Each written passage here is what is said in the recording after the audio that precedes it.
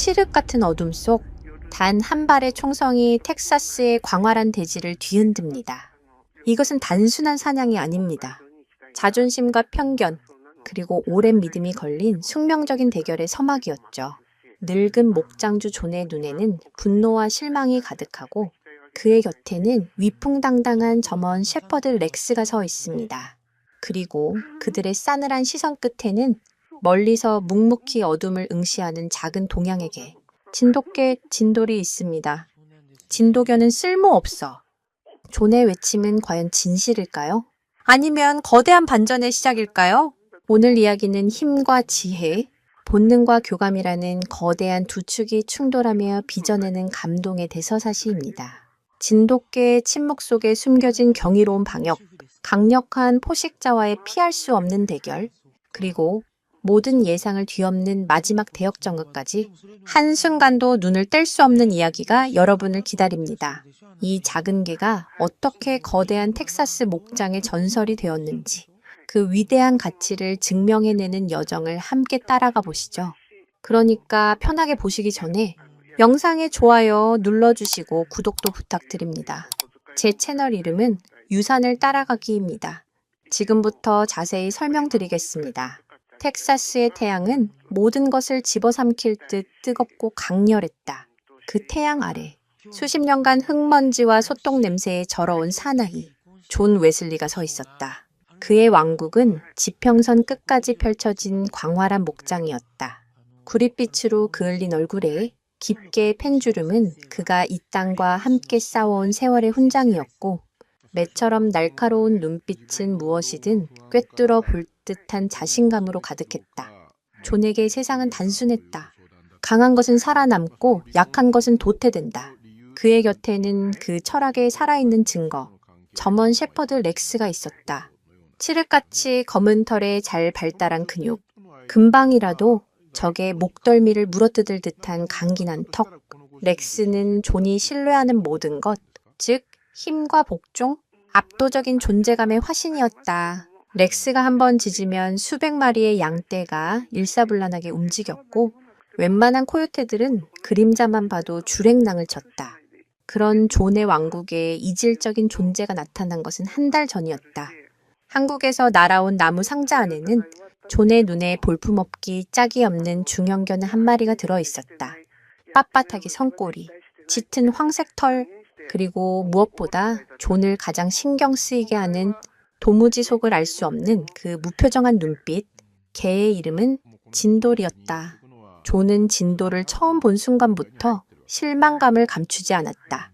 렉스의 절반밖에 안 되는 체구에 위협적이기보다는 다소곳해 보이는 인상. 저런 개가 어떻게 맹수들이 우글거리는 이 거친 땅에서 양떼를 지킬 수 있단 말인가. 존은 목장의 오랜 일꾼인 카를로스에게 툭 내뱉었다. 이 봐, 카를로스, 저게 좀 보게. 저게 한국 최고의 사냥개라고. 장난하는 것도 아니고 내 뒷마당 다람쥐도 못 잡게 생겼군. 카를로스는 그저 어깨를 으쓱할 뿐이었다. 그 역시 렉스의 위용에 익숙해져 있었기에 진돌의 등장은 어딘가 미덥지 않았다. 진돌은 마치 자신이 이방인임을 아는 듯 좀처럼 다른 개나 사람들에게 다가서지 않았다. 그는 그저 멀찍이 떨어진 언덕 위 가장 높은 곳에 올라가 앉아 묵묵히 목장 전체를 내려다보는 것을 좋아했다. 마치 수도승처럼 혹은 영토를 살피는 고독한 왕처럼 그 모습은 존의 신경을 더욱 긁었다. 일은 하지 않고 폰만 잡는 게으름뱅이처럼 보였기 때문이다. 저 녀석은 일할 생각이 없는 게 분명해. 그저 먼 산만 바라보고 있잖나. 존의 불만은 하루가 다르게 쌓여갔다. 사실 텍사스의 목장주들은 20세기 초 거의 멸종 직전까지 갔던 텍사스 롱온소를 몇몇 선구자들의 헌신적인 노력으로 지켜낸 역사를 가지고 있다. 그들은 가치를 알아보는 눈이 누구보다 뛰어나다고 자부했지만 존의 눈에 진돌은 그저 가치 없는 존재일 뿐이었다. 어느 날 저녁, 존은 결심했다. 이 지긋지긋한 불편함을 끝내야 했다. 그는 결투를 신청하듯 선언했다. 자신의 신념이 옳다는 것을 힘이야말로 이 땅의 유일한 법칙이라는 것을 증명해야 했다. 그는 진돌과 렉스를 번갈아 보며 차가운 목소리로 말했다. 더 이상 저 쓸모없는 개가 내 목장에서 공짜 밥을 먹는 꼴은 못 보겠어. 그의 눈빛은 얼음장처럼 차가웠고 목소리에는 한치의 의심도 없었다. 그는 자신의 판단이 절대적으로 옳다고 믿었다. 진돌은 그저 감상에 젖은 늙은 친구의 마지막 실수일 뿐이라고 조는 결전의 날을 잡았다. 가장 혹독한 환경에서 가장 어려운 임무를 부여하여 두 개의 능력을 시험하기로, 그리고 그 결과는 모두의 앞에서 명백하게 드러날 것이었다. 조는 어둠이 내리는 목장을 바라보며 나지막이 읊조렸다. 그 목소리는 진돌에 대한 사형 선고나 다름없었다. 내일 저 개의 가치를 증명해 보이지? 아니, 쓸모없음을 증명하게 될 거야. 그 순간 언덕 위에서 그를 내려다보는 진돌의 눈이 어둠 속에서 섬광처럼 빛나는 것을 그는 알지 못했다. 과연 존의 거만한 선언은 현실이 될 것인가? 아니면 그는 자신이 평생 믿어온 세계가 송두리째 흔들리는 것을 목격하게 될까? 존이 진돌을 그토록 차갑게 대하는 데에는 단순한 편견 이상의 이유가 있었다. 진돌은 그에게 원치 않는 과거의 유산이자 잊고 싶었던 약속의 징표였다. 시간은 반세기 전으로 거슬러 올라간다. 차갑고 축축한 참호 속 앳된 얼굴의 존은 포탄이 빗발치는 이국의 땅에서 공포에 떨고 있었다. 바로 한국전쟁이었다. 그때 그의 곁을 지켜준 것은 말이 통하지 않는 작은 체구의 한국군 병사 김영호였다. 그들은 언어 대신 눈빛으로 대화했고 전우회라는 이름 아래 목숨을 나눴다. 한 번은 존이 부상을 입고 정신을 잃었을 때 김영호가 그를 등에 업고 수십 리 길을 달려 의무대로 옮겼다. 그 덕분에 존은 목숨을 건질 수 있었다. 전쟁이 끝나고 각자의 고향으로 돌아가기 전날 밤, 그들은 모닥불 앞에 앉아 오래된 약속을 했다. 김영호는 자신의 고향집에서 키우는 진돗개에 대해 자랑스럽게 이야기했다. 우리 진돗개는 말이야, 주인에게 목숨을 바치는 충견이야. 늑대도 두려워하지 않지. 언젠가 자네가 내 고향에 오면 내가 최고의 진돗개 한 마리를 선물하겠네. 조는 웃으며 대답했다. 이복의 김상사. 텍사스에는 늑대보다 더 무서운 놈들도 많다고. 하지만 자네의 그 약속 잊지 않겠네. 그것은 젊은 날에 치기 어린 약속이었지만 생사를 함께한 전우의 맹세이기도 했다. 그들은 언젠가 평화로운 세상에서 다시 만나 한 명은 카우보이 모자를 쓰고 다른 한 명은 갓을 쓰고 함께 술잔을 기울이기로 약속했다. 하지만 세월은 무심했다. 그들은 각자의 삶에 쫓겨 수십 년간 편지만을 주고받았다. 조는 아버지의 목장을 물려받아 텍사스 최고의 목장주 중 하나가 되었고, 김영호는 고향에서 가족을 꾸리고 평범한 농부로 늙어갔다. 그러던 어느 날 조는 김영호의 아들에게서 편지 한 통을 받았다. 아버지가 지병으로 세상을 떠났다는 소식이었다. 그리고 아버지가 돌아가시기 전 젊은 시절 텍사스의 전우에게 했던 약속을 꼭 지켜달라는 유언을 남겼다고 했다. 편지와 함께 온 것은 낡은 흑백 사진 한 장이었다. 사진 속에는 젊은 존과 김영호가 어깨 동무를 한 채 환하게 웃고 있었다. 조는 그 사진을 보며 한동안 말을 잃었다. 잊고 있던 과거의 기억, 함께 죽음의 문턱을 넘나들던 전우의 얼굴이 파노라마처럼 스쳐 지나갔다. 존의 가슴 한구석이 아릿하게 저려왔다. 그리고 한 달 후 약속대로 진돗개 한 마리가 태평양을 건너왔다. 바로 진돌이었다. 하지만 반세기가 흐른 지금 조는 더 이상 순수했던 젊은이가 아니었다. 그는 혹독한 현실과 싸우며 살아남은 냉정한 사업가이자 목장주였다. 그에게는 감상보다 효율이, 추억보다 실리가 중요했다. 진돌의 존재는 그에게 잊고 싶었던 전쟁의 상처와 지키지 못한 약속의 무게를 상기시키는 불편한 존재일 뿐이었다. 그는 진돌을 볼 때마다 빚을 진 듯한 기분에 사로잡혔다. 그래서 그는 더욱 진돌에게 쌀쌀맞게 굴었다. 진돌의 가치를 인정하는 것은 곧 자신의 나약했던 과거와 감상적인 약속을 인정하는 셔틀콕처럼 느껴졌기 때문이다. 이는 매우 흥미로운 심리적 방어 기제인데 때때로 사람들은 과거의 약속이나 은혜가 현재 자신의 독립성이나 신념을 위협한다고 느낄 때 그 상징물을 의도적으로 폄하하거나 거부하는 경향을 보인다. 존에게 진돌이 바로 그런 존재였다. 존은 죽은 전우와의 약속 때문에 진돌을 참아 내쫓지는 못했지만 그렇다고 마음을 열 생각도 없었다. 그는 진돌을 없는 존재처럼 취급하기로 마음먹었다. 그저 목장 한 구석에서 조용히 늙어 죽게 내버려 두는 것이 그가 죽은 친구에게 해줄 수 있는 최선의 배려라고 생각했다. 그는 진돌의 목줄을 풀어주며 혼잣말처럼 중얼거렸다. 영호, 미안하네. 하지만 세상이 변했어. 여긴 더 이상 자네가 알던 그런 낭만적인 곳이 아니야. 그 말은 어쩌면 진돌이 아니라 과거의 자신에게 하는 변명이었을지도 모른다. 그는 진돌을 외면함으로써 짊어지고 싶지 않은 과거의 무게로부터 도망치려 했던 것이다. 하지만 그는 몰랐다. 진돌은 그저 평범한 개가 아니었다. 그는 수천 년 동안 한반도의 혹독한 자연 속에서 살아남은 사냥꾼의 후예였으며 죽은 주인의 마지막 명령을 가슴에 품고 온 충직한 사자였다. 과연 존은 언제까지 진실을 외면할 수 있을까? 오래된 약속의 무게는 그의 목장을 어떤 운명으로 이끌게 될까? 진돌이 목장에 온 후 보이지 않는 서열과 차가운 벽이 그를 옥죄기 시작했다. 목장의 모든 것은 렉스를 중심으로 돌아갔다.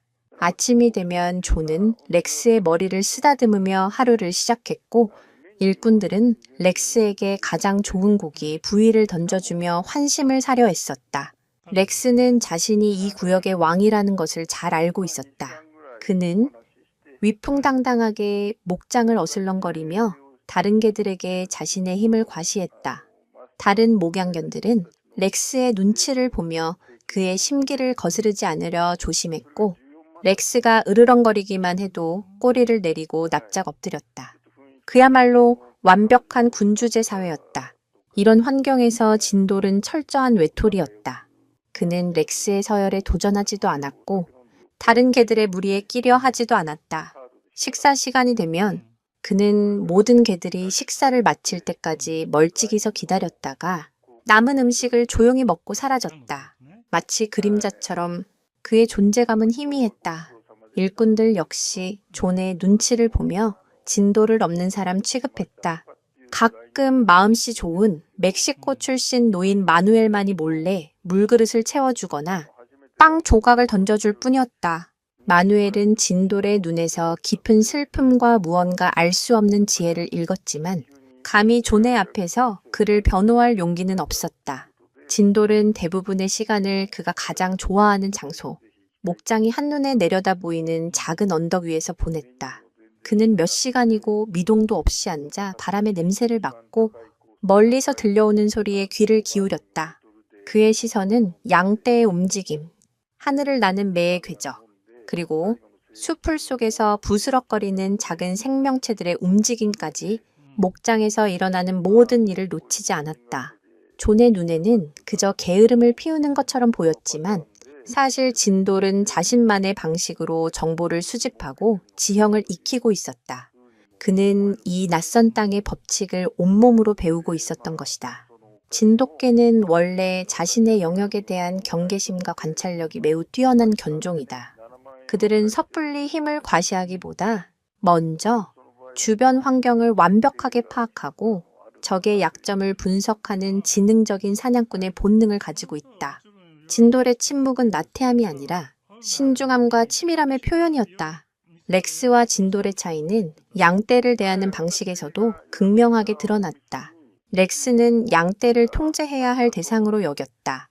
그는 끊임없이 짖고 뒤처지는 양의 발뒤꿈치를 가볍게 물며 위협적으로 몰아붙였다. 그의 방식은 빠르고 효율적이었지만 양들은 항상 겁에 질려 있었고 극심한 스트레스를 받았다. 반면 진돌은 양떼를 지켜야 할 가족처럼 대했다. 그는 양들에게 다가가지 않고 그저 안전한 거리를 유지하며 묵묵히 그들을 지켜볼 뿐이었다. 그의 존재는 양들에게 위협이 아닌 안정감을 주었다. 처음에는 진돌을 경계하던 양들도 그가 자신들을 해치지 않는다는 것을 깨닫고는 서서히 그를 무리의 일원으로 받아들이기 시작했다. 특히 어미를 잃은 어린 양 한 마리는 겁도 없이 진돌의 곁에 다가가 몸을 비비기도 했다. 진돌은 그런 어린 양을 귀찮아하지 않고 묵묵히 그 천을 받아주었다. 이 모든 광경을 지켜보는 존의 마음은 더욱 복잡해졌다. 그는 진돌의 방식이 비효율적이고 어리석다고 생각하면서도 진돌의 주변에서 느껴지는 기묘한 평온함을 완전히 무시할 수는 없었다. 그는 애써 그 감정을 외면하며 렉스의 방식만이 옳다고 스스로를 세뇌했다. 렉스의 역동적인 움직임과 우렁찬 짖음은 존에게 일을 하고 있다는 확실한 증거를 보여주었지만 진돌의 침묵은 그에게 아무런 확신도 주지 못했다. 존은 눈에 보이는 결과만을 믿는 사람이었고 진돌의 방식은 그의 이해 범위를 벗어나는 것이었다. 흥미롭게도 일부 동물 행동학자들은 뛰어난 가축 보호견일수록 가축 무리의 물리적 개입을 최소화한다고 말한다.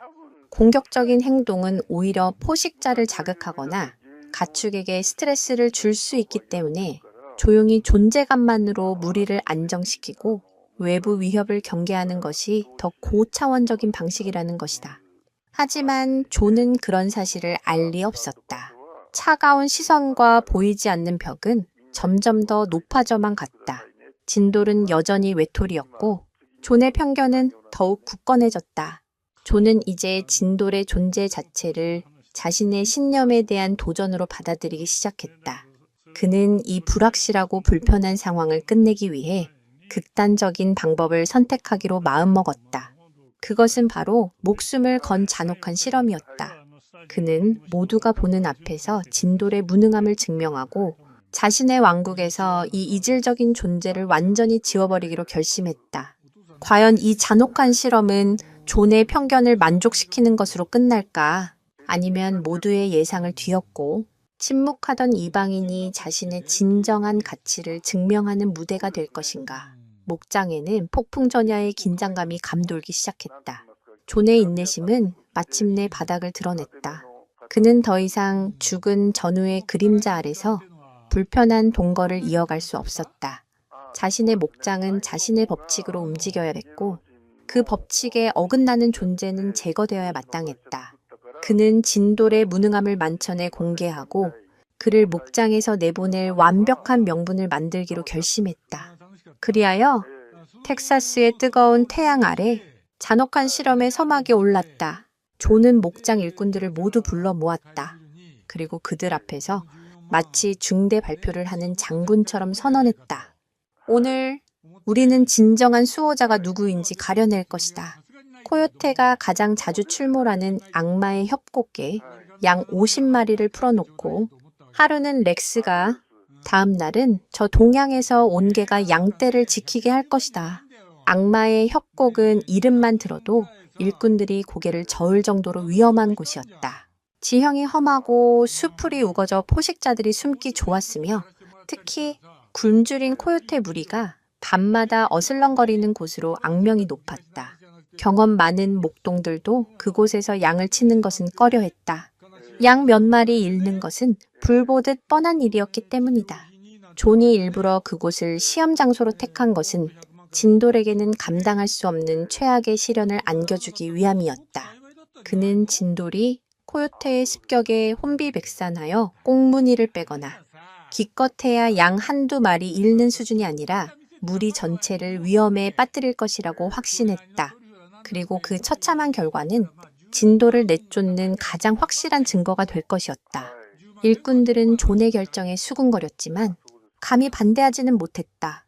몇몇은 진돌에게 너무 가혹한 처사라고 생각했지만 대부분은 흥미진진한 구경거리가 생겼다는 생각에 내심 즐거워했다.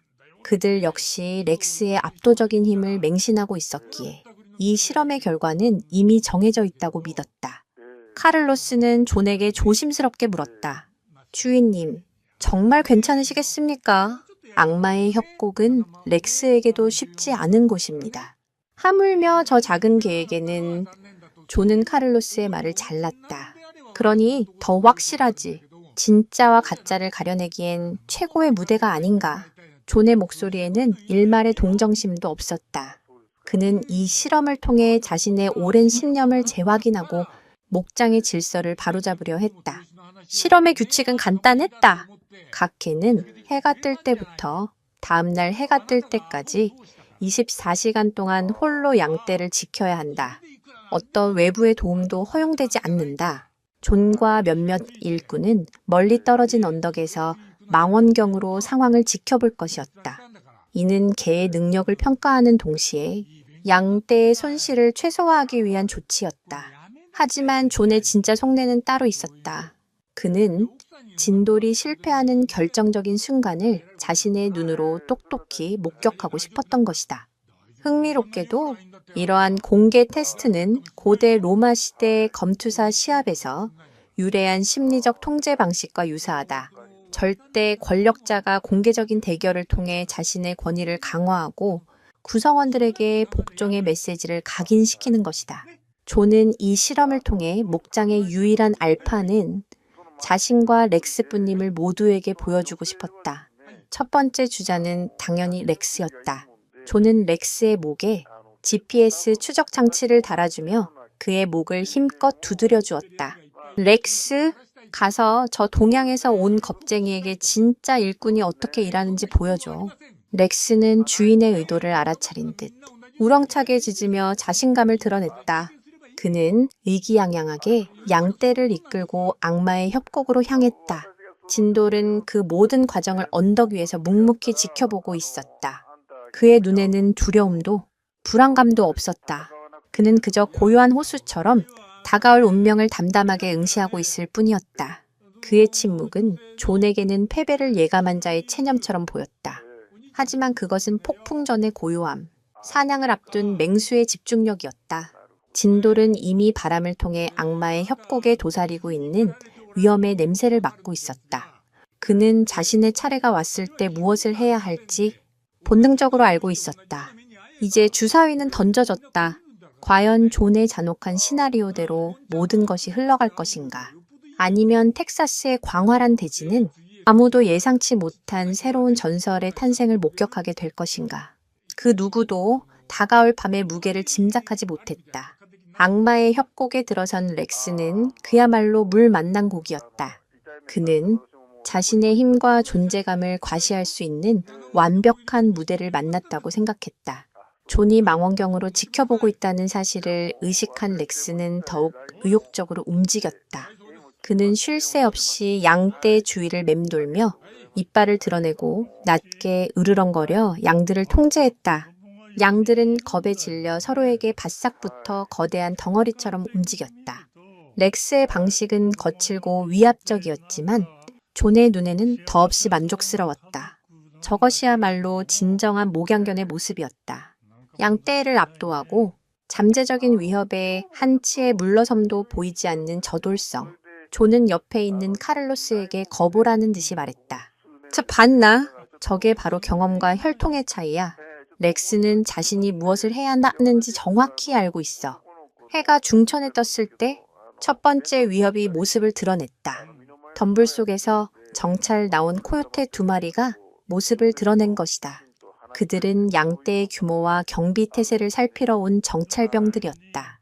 렉스는 그들을 발견하자마자 한치의 망설임도 없이 뛰쳐나갔다. 그의 속도는 번개와 같았고 짖음소리는 천둥과 같았다.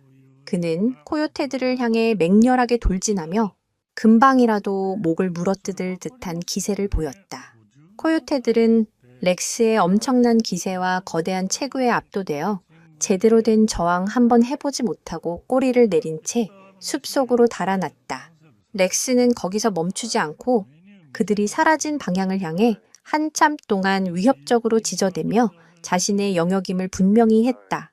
존은 망원경을 통해 그 광경을 지켜보며 흡족한 미소를 지었다. 그래, 저거야. 적에게는 한치의 자비도 보여서는 안 돼. 처음부터 싹을 잘라버려야지.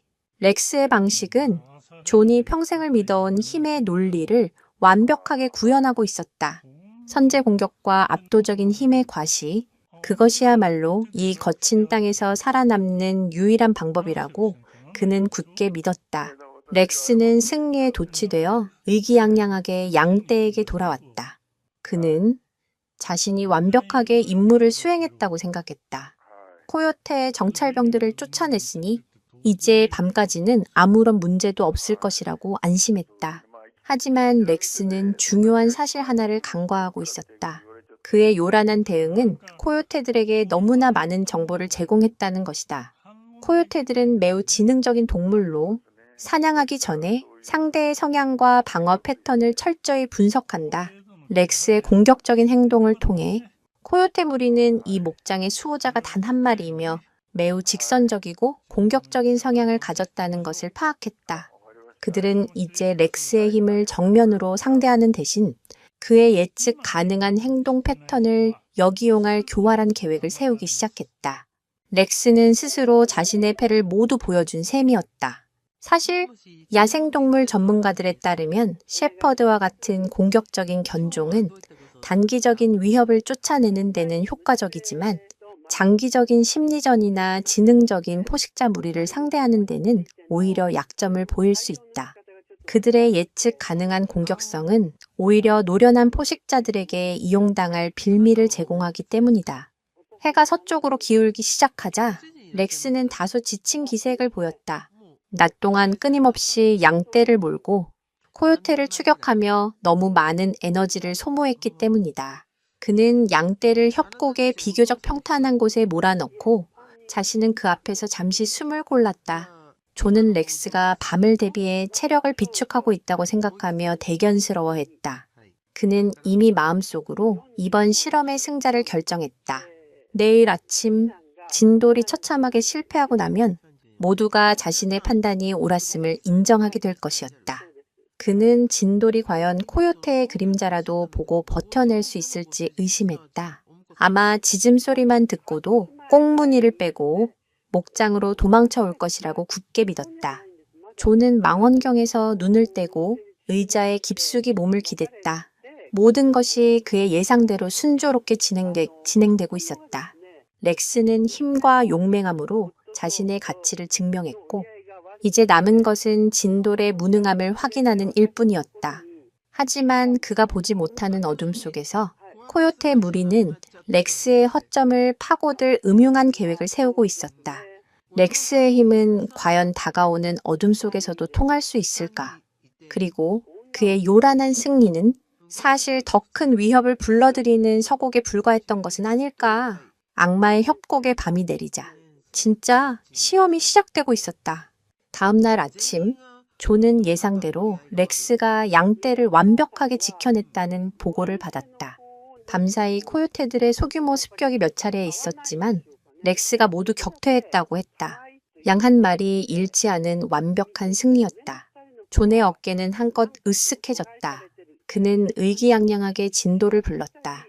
야, 이제 내 차례다. 렉스가 어떻게 하는지 똑똑히 봤겠지? 과연 네가 저 녀석의 반이라도 할 수 있을지 지켜보겠다. 그의 목소리에는 조롱과 비아냥이 가득했다. 진돌은 아무런 대꾸 없이 묵묵히 존의 앞으로 걸어 나왔다. 그리고는 양떼를 향해 천천히 걸어갔다. 그의 발걸음에는 렉스와 같은 위압감이나 흥분은 없었다. 그저 고요하고 차분할 뿐이었다. 진돌은 양떼를 이끌고 악마의 협곡으로 들어섰다. 하지만 그는 렉스처럼 양들을 거칠게 몰아붙이지 않았다.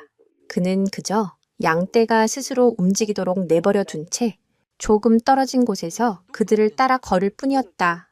양들은 렉스의 감시 아래 있을 때보다 훨씬 평온해 보였다. 존은 망원경으로 그 모습을 지켜보며 혀를 찼다. 저게 일하는 태동가. 저건 그냥 산책하는 거잖나. 저러다 양 한 마리가 멋대로 사라져도 모를 거야. 존의 분노는 시간이 갈수록 점점 더 커져갔다. 진돌은 협곡에 도착한 후에도 양떼를 한 곳에 모으려고 애쓰지 않았다. 그는 곧장 협곡에서 가장 높은 바위 언덕으로 올라가 버렸다. 그리고는 그곳에 자리를 잡고 앉아 마치 명상이라도 하듯 주변 풍경을 내려다보기 시작했다. 양들은 처음에는 낯선 환경에 불안해하며 흩어지려는 기미를 보였다. 하지만 신기하게도 그들은 언덕 위에서 자신들을 묵묵히 지켜보는 진돌의 존재를 의식하고부터는 바위 언덕을 중심으로 방향을 크게 벗어나지 않고 풀을 뜯기 시작했다. 마치 보이지 않는 울타리가 쳐진 것처럼. 하지만 존의 눈에는 그저 우연의 일치처럼 보였다. 그가 보기에 진돌은 명백한 태업을 하고 있었다. 그는 렉스처럼 소리치지도 뛰어다니지도 양들을 통제하지도 않았다. 그저 언덕 위에서 침묵하는 관찰자처럼 앉아있을 뿐이었다. 저놈은 겁을 먹은 게 틀림없어. 코요테가 나타나면 가장 먼저 도망치기 좋은 높은 곳에 자리를 잡은 거야. 존은 자신의 해석에 강한 확신을 가졌다. 시간이 흘러 해가 기울기 시작했지만 진돌의 태도에는 변함이 없었다. 그는 여전히 미동도 없이 같은 자리를 지키고 있었다. 존의 분노는 극에 달했다. 그는 당장이라도 달려가 진돌의 멱살이라도 잡고 싶은 심정이었다. 저 쓸모없는 게 내 당장 저놈을 끌어내서 존이 자리에서 벌떡 일어서려는 순간 카를로스가 그를 만류했다. 주인님, 조금만 더 지켜보시죠. 아직 아무 일도 일어나지 않았습니다. 하지만 존에게는 이미 모든 것이 끝난 것처럼 보였다. 진돌은 자신의 무능함을 온몸으로 증명하고 있었다. 진돗개의 이러한 행동은 사실 전략적 위치 선정이라는 매우 고도화된 경계 방식이다.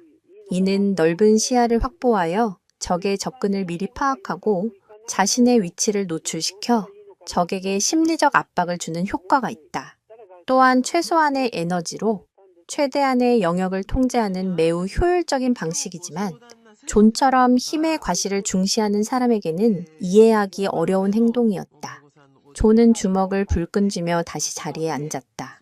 그는 진돌이 코요테에게 처참하게 당하는 모습을 똑똑히 지켜본 뒤 그를 목장에서 영원히 추방하리라 다짐했다. 그는 진돌이 실패하기만을 간절히 바랐다. 자신의 신념이 옳았음을, 저 동양에서 온 이질적인 존재는 자신의 왕국에 어울리지 않는다는 것을 증명하고 싶었다. 어둠이 서서히 협곡을 집어삼키기 시작했다. 바람소리가 더욱 스산하게 들려왔고 멀리서 정체를 알 수 없는 짐승의 울음소리가 들려왔다. 이제 곧 코요테들이 활동을 시작할 시간이었다. 존은 잔인한 미소를 지으며 망원경에 다시 눈을 갖다 댔다. 야, 이제 쇼가 시작될 시간이군. 그는 진돌이 겁에 질려 지저대거나 꼬리를 내리고 도망치는 모습을 상상했다. 하지만 언덕 위의 진돌은 여전히 바위처럼 굳건하게 앉아 어둠을 응시하고 있었다. 과연 이 침묵은 무능함의 증거일까? 아니면 상상을 초월하는 거대한 폭풍의 전조일까? 존의 조급한 기대와는 달리 협곡의 밤은 기묘할 정도로 고요하게 흘러가고 있었다. 악마의 협곡에 완전한 어둠이 내렸다. 존은 야간 투시경으로 바뀐 망원경을 통해 여전히 언덕 위에 앉아있는 진돌을 주시했다. 그의 인내심은 한계에 다다르고 있었다. 바로 그때 숲의 가장자리에서 움직임이 포착되었다. 어둠 속에서 번뜩이는 수십 개의 눈. 어제보다 훨씬 더 많은 수의 코요테 무리가 모습을 드러낸 것이다. 그들은 어제 렉스와의 조우를 통해 이 구역의 방어가 허술하지 않다는 것을 알았지만 동시에 수호자가 단 한 마리뿐이라는 정보도 얻었다. 오늘은 대규모 병력을 동원해 정면 돌파를 시도할 작정이었다. 코요테 무리의 우두머리로 보이는 유난히 덩치가 크고 흉터가 많은 녀석이 앞으로 나서며 무리를 이끌었다. 존은 속으로 쾌재를 불렀다. 드디어 올 것이 왔군. 이제 저 겁쟁이 개의 비참한 최후를 보게 되겠지. 그는 진돌이 겁에 질려 비명을 지르며 도망칠 것이라고 굳게 믿었다. 하지만 진돌의 반응은 그의 예상을 완전히 빗나갔다. 진돌은 자리에서 일어서지조차 않았다. 그는 그저 앉은 채로 다가오는 코요테 무리를 향해 고개를 돌렸을 뿐이다. 그는 짖지도 으르렁거리지도 않았다. 그저 칠흑 같은 어둠 속에서 얼음처럼 차가운 눈빛으로 그들을 응시할 뿐이었다. 그의 몸에서는 어떤 움직임도 없었지만 온몸의 털이 미세하게 곤두서며 그의 전신이 하나의 거대한 경고 신호가 되었다. 코요테 무리는 진돌의 기묘한 반응에 당황했다. 그들은 렉스처럼 맹렬하게 짖으며 달려드는 상대를 예상했다. 하지만 언덕 위의 적에는 마치 자신들의 존재를 무시하는 듯한 태도를 보였다. 그 침묵은 코요테들에게 위협보다 더 큰 혼란과 불안감을 안겨주었다. 우두머리 코요테는 섣불리 다가서지 못하고 안정거리를 유지한 채 진돌의 주변을 맴돌기 시작했다. 다른 코요테들도 우두머리의 뒤를 따르며 어떻게 된 상황인지 파악하려 애썼다.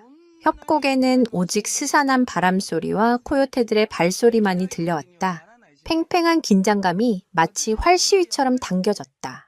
조는 망원경을 통해 이 기묘한 대치 상황을 지켜보며 혼란에 빠졌다. 저게 대체 무슨 상황이지? 왜 코요테들이 공격하지 않는 거지? 왜 적에는 아무런 반응도 보이지 않는 거지? 그는 자신의 상식으로는 도저히 이해할 수 없는 광경의 할 말을 잃었다. 이것은 포식자의 언어라는 개념으로 설명될 수 있다. 최상위 포식자들은 불필요한 소음이나 움직임으로 에너지를 낭비하지 않는다. 그들은 오직 눈빛과 기세, 즉 존재감만으로 상대를 압도하며 상황을 통제한다. 진돌은 지금 수천 년 동안 그의 유전자에 각인된 포식자의 언어로 코요테들과 대화하고 있었던 것이다. 여기는 내 영역이다. 더 이상 다가오면 너희 중 누구도 살아 돌아가지 못할 것이다. 그의 침묵은 그 어떤 지진보다 더 강력한 경고였다. 몇 분 같은 몇 시간이 흘렀다. 우두머리 코요테는 마침내 결심한 듯 낮게 으르렁거리며 진돌을 향해 한 걸음 다가섰다.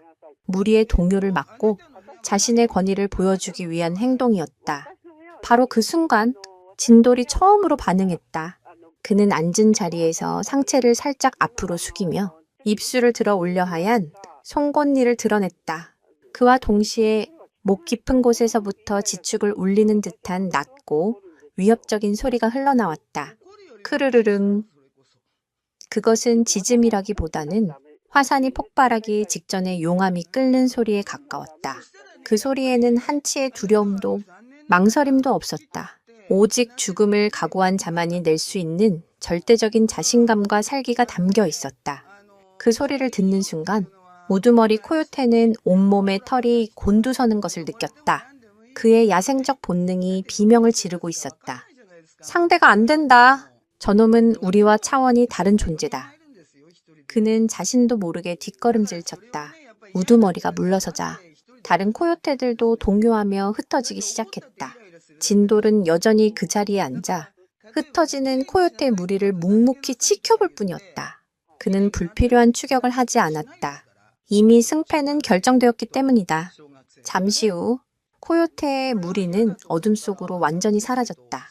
조는 망원경을 든 채 멍하니 그 광경을 바라보았다. 싸움 한 번 없이 그저 눈빛과 기세만으로 굶주린 코요테 무리를 물리친 것이다. 과연 이것이 진실인가? 자신이 지금 무엇을 본 것인가? 존의 머릿속은 거대한 물음표로 가득 찼다. 그리고 그는 깨닫기 시작했다. 자신이 이 작은 동양의 개에 대해 아무것도 모르고 있었다는 사실을. 밤은 아직 끝나지 않았고 진짜 위협은 이제부터 시작될지도 모른다는 것을 그는 예감하지 못했다. 코요테 무리가 물러간 후 협곡에는 다시 정적이 찾아왔다. 하지만 조는 그 정적이 이전보다 훨씬 더 무겁고 긴장감 있게 느껴졌다. 그는 이제 진돌을 단순한 겁쟁이나 게으름뱅이로 볼 수 없었다. 방금 그가 목격한 것은 힘과 힘의 대결이 아니었다. 그것은 보이지 않는 기세와 의지의 싸움, 즉 고도의 심리전이었다. 조는 혼란스러웠다. 평생을 힘의 논리 속에서 살아온 그에게 진돌의 방식은 이해할 수 없는 미지의 영역이었다. 그는 망원경에서 눈을 떼지 못한 채 진돌의 다음 행동을 주시했다. 진돌은 코요테가 물러갔다고 해서 경계를 풀지 않았다. 그는 오히려 더 깊은 집중 상태로 들어갔다. 그는 언덕 위에서 내려와 양떼에게 다가갔다. 하지만 여전히 양들을 위협하거나 몰아붙이지 않았다. 그는 그저 양떼의 주위를 천천히 한 바퀴 돌며 그들의 상태를 살피고 안심시키는 듯한 행동을 보였다. 양들은 그의 존재에 전혀 동요하지 않았고 오히려 그의 침착함에 안정을 찾는 듯했다. 잠시 후 진돌은 무언가 결심한 듯 양떼를 이끌고 움직이기 시작했다. 그는 양들을 협곡의 더 깊고 좁은 곳으로 이동시켰다. 그곳은 삼면이 가파른 바위 절벽으로 막혀 있고 입구는 좁은 통로 하나뿐인 천연 요새와 같은 지형이었다. 조는 진돌의 의도를 이해할 수 없었다. 저 녀석 대체 뭘 하는 거지? 저렇게 좁은 곳에 양들을 몰아넣으면 포식자의 공격을 받았을 때 도망칠 곳도 없지 않나. 존의 눈에 그곳은 완벽한 함정처럼 보였다. 하지만 진돌의 생각은 달랐다. 그는 코요테들이 한번 물러났지만 결코 포기하지 않았다는 것을 알고 있었다. 그들은 분명 다른 방법을 동원해 다시 공격해 올 것이다. 넓은 개활지에서는 사방에서 들어오는 공격을 혼자 막아내기 어렵다. 하지만 입구가 하나뿐인 좁은 지형에서는 그 입구만 지키면 수백의 적도 막아낼 수 있다. 진돌은 본능적으로 방어에 가장 유리한 지점을 찾아낸 것이다. 이것은 고대 전쟁에서 소수의 병력으로 대군을 막아냈던 수많은 지형적 전투들과 원리를 같이 한다. 스파르타의 300 용사가 테르모필레 협곡에서 페르시아 대군을 막아선 것처럼 진돌은 지금 자신만의 테르모필레를 구축하고 있었다. 양떼를 안전한 곳으로 옮긴 진돌은 좁은 통로의 입구에 자리를 잡았다. 그는 앉지 않고 발로 굳건히 서서 어둠 속을 응시했다. 마치 성문을 지키는 충직한 수호신처럼 조는 진돌의 행동 하나하나에 담긴 치밀한 계산과 전략의 경악을 금치 못했다. 저것은 단순한 본능이 아니었다. 저것은 지형을 읽고 적의 수를 예측하고 가장 효율적인 방어 전략을 수립하는 지휘관의 지혜였다. 그는 자신이 지금까지 개라는 틀 안에서만 진도를 판단해왔다는 것을 깨달았다. 자정이 넘었을 무렵 존의 예감은 현실이 되었다. 코요테의 무리가 다시 나타난 것이다. 이번에는 훨씬 더 교활한 방법을 사용했다. 그들은 여러 그룹으로 나뉘어 각기 다른 방향에서 소리를 내며 혼란을 야기했다. 렉스였다면 아마 그 소리에 현혹되어 이리저리 뛰어다니다가 체력을 낭비하고 결국 수적으로 우세한 코요테들에게 포위당했을 것이다. 하지만 진돌은 미동도 하지 않았다. 그는 오직 자신이 지켜야 할 단 하나의 통로에만 모든 신경을 집중했다. 그는 눈앞에 보이지 않는 적의 허상에 속지 않고 실질적인 위협이 닥칠 유일한 길목을 묵묵히 지켰다. 결국 코요테들은 인내심을 잃고 정면 공격을 감행했다. 가장 용맹한 선발대 몇 마리가 좁은 통로를 향해 달려들었다. 바로 그때 진돌이 움직였다. 그는 번개처럼 튀어나가 선두에 있던 코요테의 목덜미를 정확하게 물었다. 그의 공격은 렉스처럼 요란하지 않았지만 훨씬 더 효율적이고 치명적이었다. 최소한의 움직임으로 상대의 급소를 공격하는 숙련된 암살자의 몸놀림이었다. 비명 한 번 지르지 못하고 쓰러진 동료를 본 다른 코요테들은 공포에 질려 우왕좌왕했다. 진돌은 그 틈을 놓치지 않고 다시 한번 달려들어 두 번째 코요테에게 깊은 상처를 입혔다. 그의 싸움 방식은 힘으로 압도하는 것이 아니라 정확성과 속도, 그리고 상대의 허를 찌르는 타이밍으로 승부하는 것이었다. 두 번의 번개 같은 공격에 전의를 상실한 코요테. 무리는 혼비백산하여 뿔뿔이 흩어져 도망쳤다. 이번에는 어제의 대치 상황과는 차원이 다른 완벽한 승리였다. 조는 턱이 빠질 듯 입을 벌린 채 그 모든 광경을 지켜보았다. 그가 쓸모없다고 단언했던 작은 개가 지금 그의 눈앞에서 전설적인 전투를 벌이고 있었다. 존의 가슴 속에서 무언가 단단했던 것이 무너져 내리기 시작했다. 과연 이 밤의 끝에는 무엇이 기다리고 있을까? 진돌의 놀라운 능력은 이것이 전부일까? 코요테와의 두 번째 전투가 끝난 후 협곡에는 깊은 정적이 흘렀다. 존은 더 이상 진돌을 의심의 눈으로 보지 않았다. 그의 눈에는 경외감과 함께 자신이 저지른 어리석음에 대한 희미한 부끄러움이 감돌았다.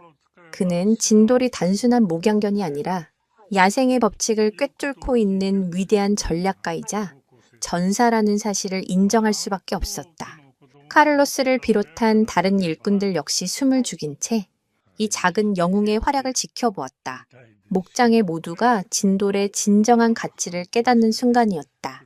하지만 운명은 그들에게 안도의 한숨을 쉴 틈을 주지 않았다. 동이 트기까지 아직 몇 시간이 남은 깊은 새벽, 협곡의 공기가 갑자기 달라졌다. 이전과는 비교할 수 없을 정도로 무겁고 살벌한 기운이 어둠 속에서 피어올랐다. 양띠떼들이 갑자기 극도의 불안감을 보이며 동요하기 시작했다. 그들은 겁에 질려 서로의 몸에 머리를 파묻고 공포에 찬 울음소리를 냈다. 입구를 지키고 서 있던 진돌 역시 온몸에 털을 곤두세웠다. 그의 목에서는 이전 코요테를 상대할 때와는 차원이 다른 깊은 경계심이 담긴 으르렁거림이 새어나왔다. 코요테는 굶주린 도적대에 불과했지만 지금 다가오는 존재는 차원이 다른 이 땅의 진정한 지배자였다. 존은 야간 투시경을 통해 협곡 주변을 샅샅이 훑었다. 그리고 그는 보고도 믿을 수 없는 광경을 목격했다. 협곡 위쪽, 가파른 절벽 바위 틈에 거대한 고양이가 맹수가 유령처럼 앉아 있었다. 매끄러운 황갈색 털, 길고 강력한 꼬리, 그리고 어둠 속에서도 녹색으로 빛나는 섬뜩한 눈. 그것은 바로 퓨마, 산사자라고도 불리는 아메리카 대륙 최상위 포식자였다. 코요테가 양떼에게 위협적인 존재라면 퓨마는 그야말로 재앙이었다. 다 큰 수컷 퓨마는 순식간에 양의 목을 부러뜨릴 수 있는 강력한 힘과 소리 없이 접근하는 은밀함을 동시에 갖추고 있었다. 심지어 다 큰 사슴이나 말까지 사냥하는 것으로 알려져 있다. 텍사스에서 퓨마의 존재는 목장주들에게 공포 그 자체였다. 존의 등줄기에 식은땀이 흘렀다. 상황이 최악으로 치닫고 있었다. 진돌이 코요테를 상대로 보여준 능력은 놀라웠지만 퓨마는 차원이 다른 상대였다. 체급부터가 상대가 되지 않았다.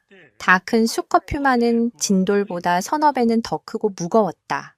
정면으로 맞붙는다면 승산은 거의 없었다. 존은 당장이라도 총을 들고 달려가고 싶었지만 실험의 규칙을 스스로 깰 수는 없었다. 또한 섣불리 총을 쐈다가는 오히려 퓨마를 자극해 양떼를 덮치게 만들 수도 있었다. 그는 아무것도 할 수 없는 무력감에 사로잡혔다. 퓨마는 코요테처럼 어리석지 않았다. 그는 진돌이 지키고 있는 좁은 입구로는 들어갈 생각이 없어 보였다. 그는 절벽 위에서 조용히 아래 상황을 관찰하며 가장 효율적인 사냥 방법을 찾고 있었다. 퓨마는 뛰어난 도약력과 암벽 등반 능력을 가진 동물이다. 그에게 절벽은 장애물이 아니라 오히려 사냥감을 기습하기에 더없이 좋은 장점이었다. 실제로 퓨마는 종종 수직에 가까운 절벽을 타고 내려와 먹잇감을 덮치는 놀라운 사냥 기술을 보여준다. 진돌이 구축한 천연 요새는 코요테에게는 철옹성이었지만 퓨맥에게는 그리 큰 장애물이 되지 못했다. 진돌 역시 그 사실을 알고 있었다. 그는 더 이상 입구만을 주시하지 않았다. 그는 고개를 들어 절벽 위, 어둠 속에 숨어있는 보이지 않는 적의 존재를 정확히 파악하고 있었다. 그의 온 신경이 퓨마의 미세한 움직임 하나하나에 집중되었다. 이제 상황은 단순한 방어전이 아니었다. 이것은 두 최상위 포식자 간의 지능과 본능, 그리고 모든 것을 건 치열한 수싸움이었다. 진돌은 렉스와는 비교도 할 수 없는 강력한 적수, 코요테와는 차원이 다른 교활한 사냥꾼을 상대로 목장의 양떼와 자신의 목숨을 걸어야만 했다. 존은 떨리는 손으로 망원경을 고쳐 잡았다. 그는 이제 실험의 승패 따위는 생각하지 않았다. 그의 마음속에는 오직 하나의 생각뿐이었다. 쥐빨! 살아남아다오. 그는 자신도 모르게 그토록 무시하고 경멸했던 작은 동양의 개를 진심으로 걱정하고 있었다. 과연 진돌은 이 절체절명의 위기를 극복할 수 있을까? 예상치 못한 최악의 적 앞에서 그의 지혜와 용기는 다시 한번 빛을 발할 수 있을 것인가? 아니면 강력한 자연의 힘 앞에 무릎 꿇고 비극적인 최후를 맞이하게 될까? 협곡의 시간은 마치 멈춘 듯 숨막히는 정적 속으로 빠져들고 있었다. 존은 더 이상 지켜보고만 있을 수 없었다. 퓨마는 진돌 혼자서 감당할 수 있는 상대가 아니었다. 그는 자신의 어리석은 실험이 끔찍한 비극으로 끝나는 것을 원치 않았다. 그는 결국 자신의 원칙을 깨고 무전을 통해 카를로스에게 다급하게 지시했다. 카를로스, 지금 당장 렉스를 데리고 협곡으로 가. 진돌을 도와야 해. 존의 마음속에는 이미 진돌에 대한 걱정이 가득했다. 하지만 그의 결정은 상황을 더욱 악화시키는 결과를 낳고 말았다. 그의 머릿속에는 여전히 강력한 적에게는 더 강력한 힘으로 맞서야 한다는 낡은 공식이 남아 있었기 때문이다. 렉스는 존의 명령을 받자마자 억눌렸던 투지를 불태우며 협곡으로 달려갔다. 그는 진돌이 코요테를 물리쳤다는 사실에 자존심이 상해 있었고 이번 기회에 퓨마를 직접 상대함으로써 자신의 우월함을 증명하고 싶었다. 협곡에 도착한 렉스는 퓨마의 존재를 확인하자마자 이성을 잃고 맹렬하게 지저대기 시작했다. 그는 퓨마가 있는 절벽 아래를 맴돌며 당장이라도 기어 올라갈 듯한 기세로 위협했다. 그의 요란한 행동은 퓨마를 자극하기에 충분했다. 하지만 노련한 사냥꾼인 퓨마는 렉스의 도발에 넘어가지 않았다. 오히려 그는 렉스의 직선적이고 공격적인 성향을 간파하고 그것을 역이용할 교활한 계획을 세웠다. 퓨마는 일부러 절벽 아래로 작은 돌멩이를 굴려 렉스의 주의를 끌었다. 그리고 렉스가 그 소리에 반응해 한쪽으로 달려가는 순간 유령처럼 반대편 절벽으로 몸을 옮겨 순식간에 아래로 뛰어내렸다. 퓨마의 목표는 렉스가 아니었다. 그의 목표는 처음부터 양떼였다. 퓨마는 렉스가 자신에게 정신이 팔린 틈을 타 순식간에 양떼의 가장자리에 있던 어린 양 한 마리를 낚아채 다시 절벽 위로 사라졌다. 모든 것이 눈 깜짝할 사이에 일어났다. 렉스는 뒤늦게 상황을 파악하고 분노에 차 지저댔지만 이미 어린 양은 퓨마의 입에 물려 숨이 끊어진 뒤였다. 존은 망원경을 통해 그 모든 광경을 무력하게 지켜볼 수밖에 없었다. 자신이 믿었던 영웅, 렉스는 퓨마의 계략에 완벽하게 놀아났고 결국 소중한 양 한 마리를 잃고 말았다. 렉스의 실패는 단순한 실수 그 이상이었다. 그것은 존이 평생을 믿어왔던 신념, 즉 힘과 공격성만이 모든 것을 해결해 준다는 믿음이 송두리째 무너져 내리는 순간이었다. 그는 힘만 믿고 날뛰던 렉스가 오히려 상황을 악화시켰다는 사실을 깨달았다. 만약 진돌 혼자 있었다면 그의 침착함과 지혜로 다른 해결책을 찾았을지도 모른다. 하지만 자신의 섣부른 개입이 모든 것을 망쳐버렸다. 존은 깊은 자괴감에 빠졌다. 그는 자신의 편견과 오만이 렉스를 실패로 이끌었고 무고한 생명을 잃게 만들었다고 생각했다. 그는 자신이 목장주로서 그리고 한 명의 책임자로서 완전히 실패했다고 느꼈다. 그의 왕국은 완벽하지 않았고 그의 신념은 절대적이지 않았다. 그는 그저 고집센 늙은이에 불과했다. 무너진 것은 렉스의 명성만이 아니었다. 존의 자존심과 확신, 그가 수십 년간 쌓아 올린 가치관의 탑이 와르르 무너져 내리고 있었다. 한편 이 모든 상황을 지켜본 진돌은 렉스를 비난하지 않았다. 그는 그저 사라진 어린 양의 냄새가 남아있는 곳을 한동안 바라보다가 다시 자신의 자리로 돌아와 묵묵히 경계를 계속했다. 그의 눈빛은 그 어느 때보다 더 깊고 진지해졌다. 그는 알았다. 퓨마는 한번 사냥에 성공했기 때문에 반드시 다시 돌아올 것이라는 것을, 그리고 다음번에는 누구의 도움도 없이 오직 자신만의 힘과 지혜로 이 위기를 극복해야 한다는 것을. 영웅의 실패는 목장에 깊은 절망감을 안겨주었다. 존의 믿음은 뿌리째 흔들렸고 이제 그 누구도 퓨마를 막을 수 없을 것이라는 공포가 모두를 휩쌌다. 과연 이 절망적인 상황에서 침묵의 수호자 진돌은 어떤 방역을 준비할 것인가? 한 번의 실패로 모든 것이 끝난 것일까?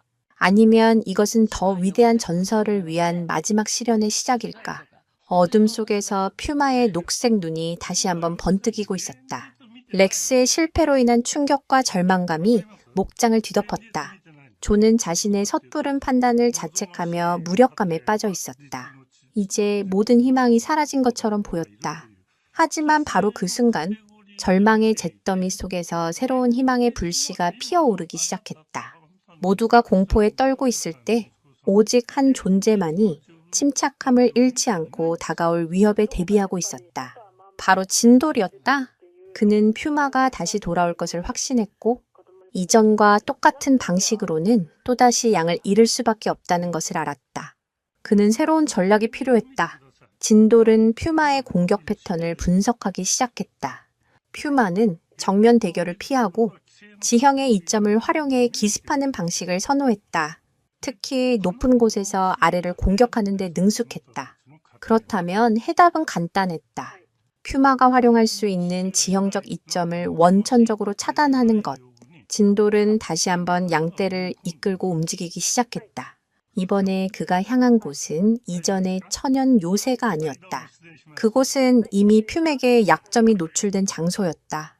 진돌은 마치 노련한 지질학자처럼 협곡의 지형을 샅샅이 훑으며 새로운 피난처를 찾았다. 그의 발걸음이 멈춘 곳은 겉보기에는 아무런 특징도 없는 거대한 바위더미 앞이었다. 하지만 진돌은 그 바위더미 뒤에 숨겨진 좁은 틈새를 발견했다. 그 틈새는 마치 동굴의 입구처럼 보였다. 진돌은 망설임 없이 그 틈새로 들어갔고 양떼떼도 그의 뒤를 따랐다. 존과 일꾼들은 망원경을 통해 그 모습을 지켜보며 어리둥절했다. 저 좁은 동굴 속에 그 많은 양들이 다 들어갈 수 있을까? 그리고 동굴은 막다른 길이 아닐까? 만약 그렇다면 퓨맥의 도간에 든 쥐 신세가 되는 것이나 마찬가지였다. 존의 마음속에 다시 불안감이 싹 텄다. 하지만 잠시 후 존은 자신의 눈을 의심했다. 진돌이 이끄는 양떼는 동굴을 통과해 반대편으로 나타났다. 그들이 나온 곳은 사방이 깎아지른 듯한 절벽으로 둘러싸인 거대한 분지 형태의 공간이었다. 마치 화산의 분화구처럼 외부와는 완전히 차단된 완벽한 은신처였다. 더 놀라운 것은 그 분지의 천장이 거대한 바위 처마로 덮여 있어 위에서는 내부를 거의 들여다볼 수 없다는 점이었다. 퓨마가 아무리 뛰어난 암벽 등반가라 할지라도 이 숨겨진 요새를 발견하거나 위에서 공격하는 것은 불가능에 가까웠다. 진돗개가 이처럼 지형지물을 활용하는 능력은 오랜 세월 동안 한반도의 험준한 산악 지형에서 사냥하며 살아남기 위해 터득한 생존의 지혜다. 그들은 단순히 힘으로 사냥하는 것이 아니라 주변 환경을 자신의 무기로 사용하는 데 매우 능숙하다. 존은 할 말을 잃었다. 이것은 우연이 아니었다. 진돌은 이 협곡의 지도를 머릿속에 완벽하게 그리고 있었던 것이다. 그는 퓨마의 공격 루트를 예측하고 그 공격을 완벽하게 무력화시킬 수 있는 최적의 장소를 찾아냈다. 이것은 단순한 개의 본능을 넘어선 명장의 지략과도 같은 것이었다. 그는 자신이 수십 년간 살아온 이 땅에 대해 저 작은 동양의 개보다도 모르고 있었다는 사실에 깊은 부끄러움을 느꼈다. 그는 더 이상 렉스와 진돌을 비교하지 않았다. 렉스가 용맹한 병사라면 진돌은 모든 전장을 꿰뚫어 보는 위대한 장군이었다. 아니나 다를까. 잠시 후 퓨마가 다시 모습을 드러냈다. 그는 이전에 양을 사냥했던 장소로 돌아왔지만 그곳에는 아무것도 없었다. 퓨마는 당황한 듯 주변을 샅샅이 뒤지기 시작했다. 그는 뛰어난 후각으로 양떼의 흔적을 쫓아 진돌이 찾아낸 숨겨진 동굴 입구까지 도달했다. 하지만 동굴 안에서 흘러나오는 수많은 양들의 냄새와 입구를 떡 버티고 서 있는 진돌의 존재감 때문에 섣불리 안으로 들어서지 못했다. 퓨마는 한참을 동굴 입구 주변에서 어슬렁거리며 기회를 엿보았지만 비좁고 어두운 동굴 안으로 들어가는 것은 그에게도 큰 위험 부담이었다. 결국 퓨마는 사냥을 포기하고 어둠 속으로 발길을 돌릴 수밖에 없었다. 진돌은 힘 한 번 쓰지 않고 오직 지형을 읽는 지혜 하나만으로 죄상이 포식자인 퓨마를 물리친 것이다.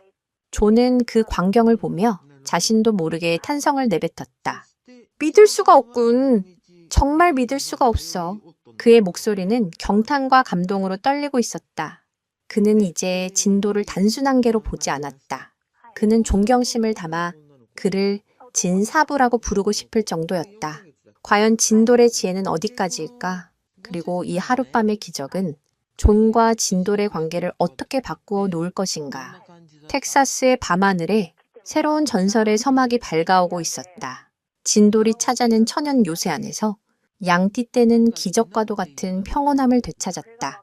밖에서는 퓨마가 배회하고 있었지만 분지안은 마치 다른 세상처럼 고요했다. 이전의 불안과 공포는 온데간데 없었고 양들은 안심하고 풀을 뜯거나 자리에 엎드려 되새김질을 했다. 이 놀라운 변화의 중심에는 진돌이 있었다. 양띠 떼는 이제 진돌을 단순한 감시자가 아닌 자신들의 생명을 지켜주는 절대적인 수호자이자 리더로 인식하고 있었다. 그들 사이에는 어떤 언어도 어떤 강압적인 명령도 없었다. 오직 침묵 속에서 오가는 깊은 신뢰와 교감만이 존재했다. 진돌이 자리를 옮기면 양띠 떼는 마치 하나의 거대한 유기체처럼 그를 중심으로 조용히 움직였다. 진돌이 경계 태세를 취하면 양들은 즉시 움직임을 멈추고 그의 다음 신호를 기다렸다. 이것은 렉스가 힘과 위협으로 만들어낸 강압적인 복종과는 차원이 다른 자발적이고 완전한 신뢰 관계였다. 양들은 진돌의 침묵 속에서 그 어떤 우렁찬 외침보다 더 강력한 안정감과 믿음을 느끼고 있었다. 존은 망원경을 통해 이 경이로운 광경을 지켜보았다. 그는 평생을 가축과 함께 살아왔지만 동물들 사이에 저토록 깊은 유대감이 형성되는 것은 처음 보았다. 그는 진돌이 어떻게 저렇게 짧은 시간 안에 양들의 마음을 얻었는지 도저히 이해할 수 없었다. 사실 이러한 현상은 리더 동물의 카리스마라는 개념으로 설명될 수 있다. 무리의 생존이 위협받는 극한 상황에서 침착하고 지혜로운 판단력으로 위기를 극복하는 리더가 나타나면 무리 구성원들은 그에게 절대적인 신뢰를 보내게 된다. 진돌은 코요테와 퓨마의 위협 속에서 자신의 능력을 완벽하게 증명했고 그 결과 양떼의 무조건적인 신뢰를 얻게 된 것이다. 특히 인상적인 장면은 이전에 어미를 잃고 진돌의 곁을 맴돌던 그 어린 양과의 관계였다. 이제 그 어린 양은 진돌의 그림자처럼 그를 따라다녔다. 진돌이 앉으면 그 옆에 찰싹 붙어 앉았고 진돌이 이동하면 그의 바로 뒤를 따랐다. 진돌은 그런 어린 양을 귀찮아하지 않고 마치 자신의 새끼처럼 보살폈다. 가끔은 혀로 어린 양의 털을 핥아주기도 했다. 그 모습은 종을 뛰어넘는 따뜻하고 아름다운 교감 그 자체였다. 존은 그 모습을 보며 가슴 한구석이 뭉클해지는 것을 느꼈다.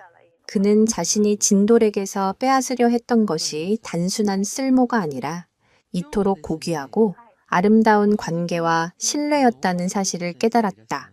시간이 흘러 동쪽 하늘이 서서히 밝아오기 시작했다. 24시간의 기나긴 실험이 끝나가고 있었다.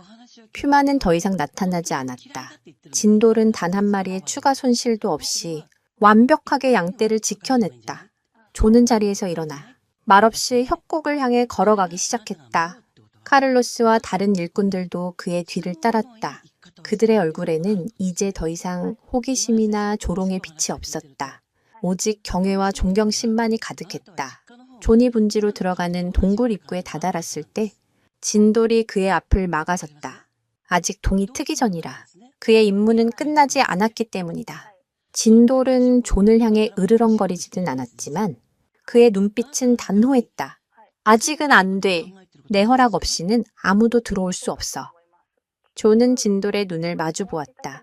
그는 그 눈빛에서 자신을 향한 적개심이 아니라 자신의 임무를 완수하려는 투철한 책임감을 읽었다.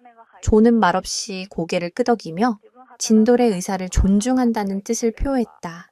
그리고 그는 동이 완전히 틀 때까지 밖에서 묵묵히 기다렸다. 한때 목장의 절대 군주였던 그가 이제는 자신이 무시했던 작은 개 앞에서 겸손하게 허락을 기다리고 있었다. 마침내 태양이 솟아오르고 약속된 시간이 되었다. 진돌은 그제야 경계를 풀고 존에게 길을 비켜주었다. 존은 분지 안으로 들어서며 평화롭게 풀을 뜯고 있는 양떼와 그들을 지켜낸 작은 영웅 진돌을 번갈아 보았다. 말로 표현할 수 없는 감정이 그의 가슴 속에서 소용돌이쳤다. 무언의 신뢰가 쌓인 것은 비단 진돌과 양떼 사이만이 아니었다. 이 하룻밤 사이에 존과 진돌 사이에도 보이지 않는 신뢰의 다리가 놓이기 시작했다. 하지만 그들의 시련은 아직 완전히 끝난 것이 아니었다. 마지막까지 방심할 수 없는 위험이 그들을 기다리고 있었다. 과연 그들은 무사히 목장으로 돌아갈 수 있을까? 그리고 이 감동적인 재회는 어떤 결말을 맞이하게 될까? 동이 트고 모든 상황이 끝났다고 생각한 순간 예기치 못한 비극이 발생했다. 안심하고 분지를 빠져나가던 양떼 속에서 호기심 많은 어린 양 한 마리가 무리에서 이탈해 다른 길로 빠져버린 것이다. 하필이면 그곳은 퓨마가 숨어있을 법한 험준한 바위지대였다. 진돌과 존을 포함한 그 누구도 그 사실을 미처 알아채지 못했다. 양떼를 이끌고 목장으로 돌아가던 진돌은 문득 자신의 곁에 있어야 할 어린 양이 보이지 않는다는 것을 깨달았다. 그는 즉시 걸음을 멈추고 코를 들어 바람 속에서 어린 양의 냄새를 찾기 시작했다. 진돌의 불안한 움직임을 본 존 역시 무언가 잘못되었음을 직감했다. 그는 카를로스에게 양떼를 맡기고 진돌의 뒤를 따랐다. 진돌은 잠시의 망설임도 없이 어린 양이 사라진 바위지대를 향해 전력으로 달려갔다. 그의 속도는 마치 화살과도 같았다. 그의 머릿속에는 오직 길 잃은 어린 양을 구해야 한다는 생각뿐이었다.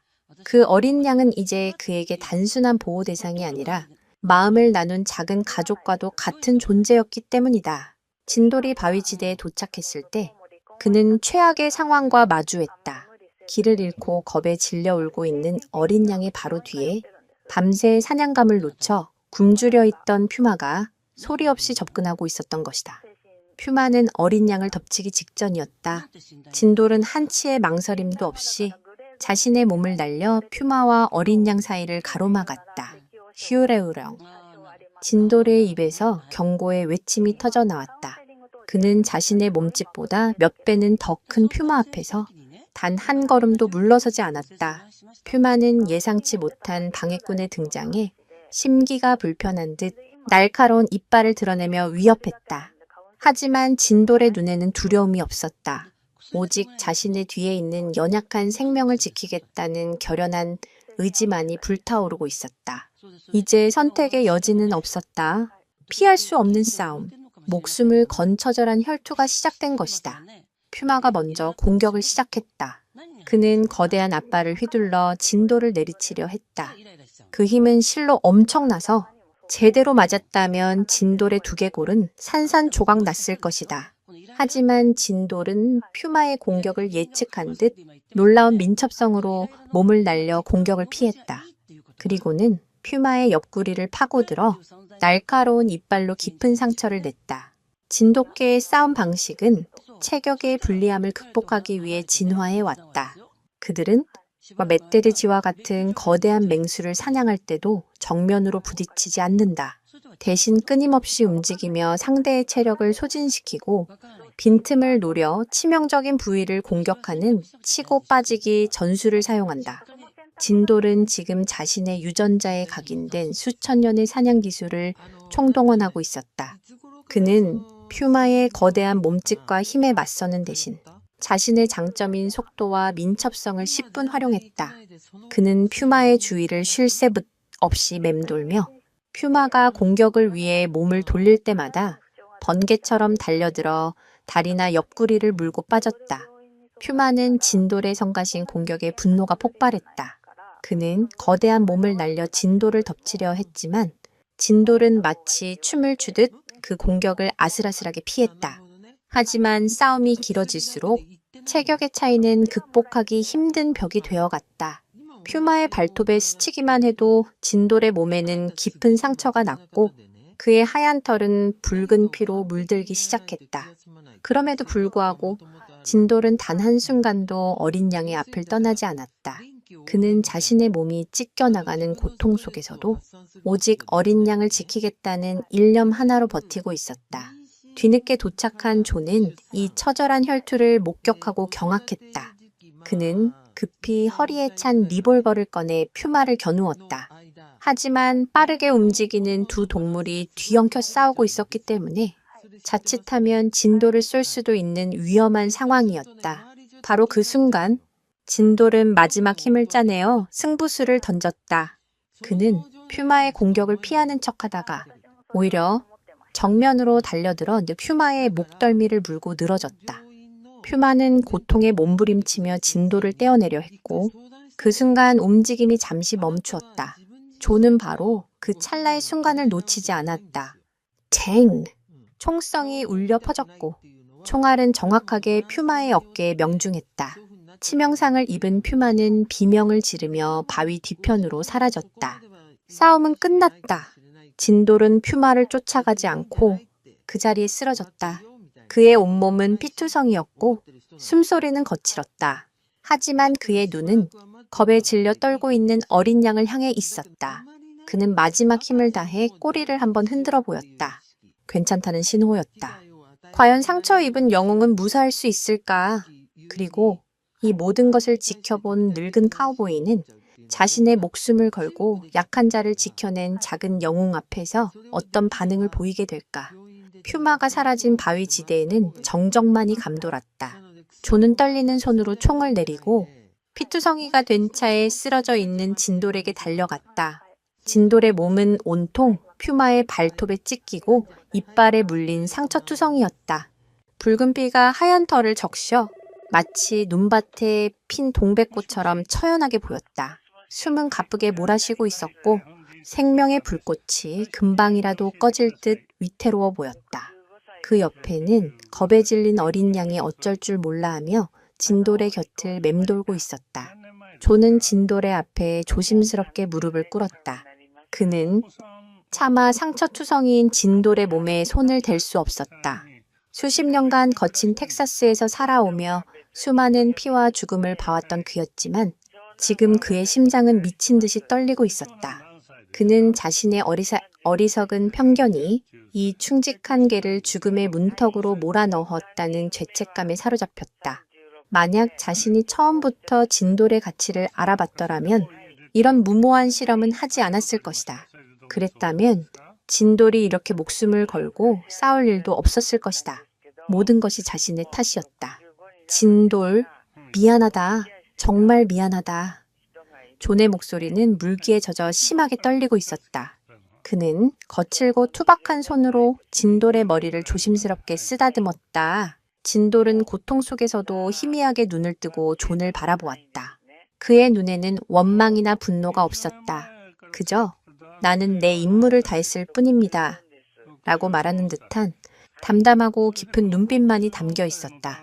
그 순간 존의 눈에서 뜨거운 눈물이 툭 터진 듯 흘러내렸다. 70평생 남 앞에서 좀처럼 눈물을 보인 적 없었던 늙은 카우보이였다. 하지만 그는 더 이상 눈물을 참을 수 없었다.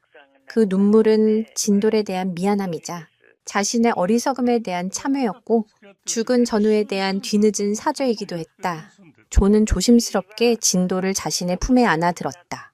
진돌의 몸은 생각보다 가벼웠지만 그 무게는 존에게 천근만근처럼 느껴졌다. 그는 한시라도 빨리 진돌을 수의사에게 데려가야 한다는 생각뿐이었다. 그는 어린 양을 향해 소리쳤다. 이제 괜찮아? 어서 내 엄마에게 돌아가. 어린 양은 그제야 안심한 듯 울음소리를 내며 목장을 향해 달려갔다. 존은 진돌을 안고 비틀거리며 산을 내려왔다. 그의 머릿속에는 반세기 전 전쟁터에서 부상당한 자신을 업고 달리던 친구 김영호의 모습이 겹쳐졌다.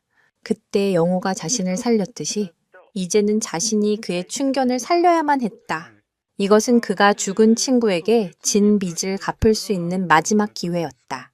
목장으로 돌아온 존은 픽업 트럭에 진돌을 싣고 미친 듯이 달렸다. 가장 가까운 도시에 있는 동물병원까지는 2시간이 넘게 걸리는 거리였다. 그는 운전하는 내내 뒷좌석에 누워있는 진돌에게 계속해서 말을 걸었다. 정신 차려야 해! 진돌, 죽으면 안 돼. 내가 잘못했다. 제발, 제발 사람한다오. 그의 외침은 절규에 가까웠다. 그는 이제 진돌을 단순한 개가 아닌 목숨을 나눈 전우이자 자신의 어리석음을 깨우쳐준 스승으로 여기고 있었다.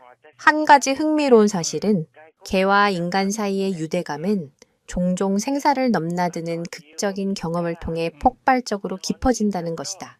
위험한 상황에서 서로를 구한 경험은 뇌의 옥시토신 분비를 촉진하여 단순한 주종 관계를 넘어선 깊은 정서적 연결을 만들어낸다. 존과 진돌은 지금 바로 그 순간을 겪고 있었다. 동물병원에 도착했을 때 진돌의 상태는 매우 위중했다. 과다출혈과 쇼크 상태. 수의사는 고개를 저으며 최악의 경우를 준비해야 할지도 모른다고 말했다. 존은 수술실 문 앞에서 뜬 눈으로 밤을 새웠다. 그는 평생 해본 적 없는 기도를 했다. 신이 있다면 제발 저 작은 생명을 살려달라고. 그는 만약 진돌이 살아난다면 남은 평생을 그에게 속죄하며 살겠다고 맹세했다. 길고 긴 밤이 지나고 마침내 수술실 문이 열렸다. 지친 얼굴의 수의사가 존에게 다가와 말했다. 그 한마디에 상처 입은 영혼과 늙은 카우보이의 운명이 걸려 있었다. 과연 기적은 일어날 것인가? 진돌은 다시 눈을 뜰 수 있을까? 그리고 존의 참회는 과연 그에게 전달될 수 있을까? 수의사의 입에서 나온 말은 기적과도 같았다. 정말 강한 개입니다. 위험한 고비는 넘겼어요. 상처가 깊지만 살아날 겁니다. 존은 그 말을 듣는 순간 다리에 힘이 풀려 그 자리에 주저앉았다. 안도감과 감사함이 뒤섞인 눈물이 다시 한번 그의 뺨을 타고 흘러내렸다. 그는 수의사의 손을 붙잡고 몇 번이고 고맙다고 말했다. 진돌은 수술 후에도 며칠 동안 의식을 회복하지 못했다. 존은 목장이를 모두 제쳐두고 병원에서 진돌의 곁을 지켰다. 그는 매일 진돌의 귀에 대고 속삭였다. 돌아와야 해! 진돌, 목장에는 네가 필요해. 그리고 내게도 네가 필요하다. 그의 간절한 마음이 전해진 것일까. 며칠 후 진돌은 마침내 기적적으로 눈을 떴다. 진돌이 가장 먼저 본 것은 자신의 옆에서 뜬 눈으로 밤을 새우다 지쳐 잠든 늙은 카우보이의 얼굴이었다. 진돌은 힘겹게 고개를 들어 자신의 혀로 존의 거친 손등을 핥았다. 그 부드러운 감촉에 잠이 깬 존은 자신을 바라보고 있는 진돌의 눈을 보고 아이처럼 환하게 웃었다. 그 순간 그들 사이에 존재했던 모든 벽과 오해는 눈 녹듯 사라졌다. 그들은 이제 주인과 개가 아닌 서로의 생명을 구해준 둘도 없는 친구이자 가족이 되었다. 진돌이 목장으로 돌아온 날, 목장은 온통 축제 분위기였다. 카를로스와 일꾼들은 진정한 영웅의 귀환을 뜨겁게 환영했다. 심지어 렉스마저도 이전의 오만함은 온데간데 없이 진돌의 주변을 맴돌며 그의 상처를 핥아주는 등 존경심을 표했다. 진돌은 더 이상 외톨이가 아니었다. 그는 이제 텍사스의 광활한 목장을 지키는 전설적인 수호자이자 모두의 사랑과 존경을 받는 존재가 되었다. 그의 상처는 점차 아물었고 예전의 기력을 되찾았다. 하지만 그의 몸에 남은 흉터들은 그가 얼마나 용감하게 싸웠는지를 보여주는 영광의 상징이 되었다. 존은 그날 이후 완전히 다른 사람이 되었다. 그는 더 이상 힘만을 숭배하는 고집센 늙은이가 아니었다. 그는 진도를 통해 힘보다 더 위대한 가치, 즉 지혜와 용기, 그리고 희생과 신뢰의 중요성을 깨달았다. 그는 진도를 단순한 목양견으로 대하지 않았다.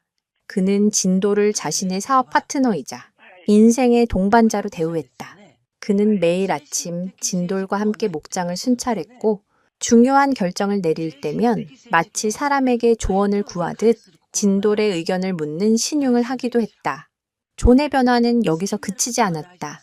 그는 자신의 어리석었던 편견을 세상에 알리고 진돗개의 위대함을 전파하는 전도사가 되기로 결심했다.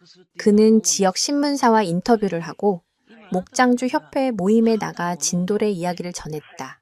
여러분, 우리는 지금까지 힘세고 덩치 큰 개만이 최고의 목양견이라고 믿어왔습니다. 하지만 저는 틀렸습니다. 진정한 강함은 덩치나 이빨에서 나오는 것이 아닙니다. 그것은 자신의 목숨을 걸고 약한 자를 지키려는 용기, 그리고 보이지 않는 위협까지 읽어내는 지혜에서 나옵니다. 한국에서 온 이 작은 개, 진돌은 저에게 그 사실을 가르쳐 주었습니다. 그의 진심 어린 연설은 많은 목장주들에게 깊은 감동과 울림을 주었다. 존의 노력 덕분에 텍사스를 넘어 미국 전역에 진돗개의 우수성이 알려지기 시작했다. 많은 사람들이 진돌의 이야기를 듣고 진돗개에 대해 새로운 인식을 갖게 되었다. 진돌은 단순한 개 한 마리가 아니라 편견을 넘어 진정한 가치를 증명해낸 희망의 상징이 되었다. 그는 텍사스의 푸른 초원에 울려 퍼지는 새로운 전설이 되었다. 오늘도 진돌은 그가 가장 좋아하는 언덕 위에 앉아 자신의 왕국이 된 광활한 목장을 내려다본다. 그의 곁에는 이제 더 이상 외롭지 않다. 늙은 카우보이 존이 나란히 앉아 석양에 물드는 아름다운 풍경을 함께 바라보고 있다. 존은 진돌의 목을 부드럽게 쓰다듬으며 나지막이 말한다. 고맙다. 친구, 자네가 아니었다면 난 아직도 어리석은 늙은이로 살고 있었을 거야. 진돌은 대답 대신 존의 손에 자신의 머리를 가만히 기댄다. 그것으로 충분했다. 그들의 우정에는 더 이상 어떤 말도 필요 없었다. 하지만 그들의 평화는 오래가지 않을지도 모릅니다. 그날 밤 목장 주변을 순찰하던 카를로스는 땅 위에서 거대하고 기이한 발자국을 발견합니다. 그것은 코요테의 것도 퓨마의 것도 아니었습니다. 훨씬 더 크고 강력하며 이 지역에서는 단 한 번도 보고된 적 없는 미지의 맹수의 흔적이었습니다.